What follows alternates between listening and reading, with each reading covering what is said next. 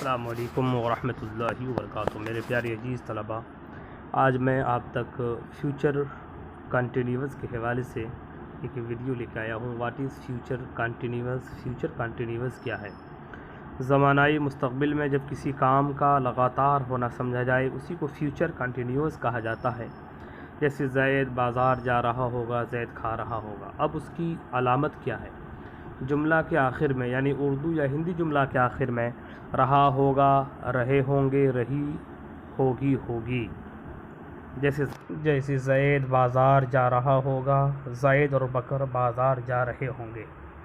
اب اس کا رولز اور ضابطہ کیا ہے؟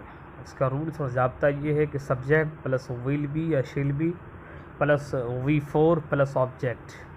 سبجیکٹ فاعل چاہے واحد متکلم ہو، جمع متکلم ہو، فاعل آئی ہو یا وی ہو، فاعل واحد حاضر یو ہو یا جمع حاضر یو ہو، یا فاعل واحد غائب ہی سی اٹ ہو یا جمع غائب دیز دیز دوز دے وغیرہ ہو، تو فاعل استعمال کریں گے۔ فاعل کے بعد ویل بھی یا شیل بھی استعمال کریں گے پلس وی فور، یعنی ایسے ورب کو استعمال کریں گے جس کے آخر میں آئی این جی لگی ہو، plus object. Example, I will be reading, میں پڑھ رہا ہوں گا۔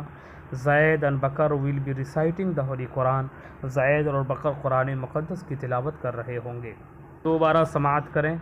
فیوچر کنٹینیوس کی علامت اردو زبان میں یہ ہے یا ہندی زبان میں کہ جملہ کے آخر میں رہا ہوگا، رہے ہوں گے، رہی ہے، رہی ہوگی، ہوگی۔ جیسے زید بازار جا رہا ہوگا، زید اور بکر بازار جا رہے ہوں گے۔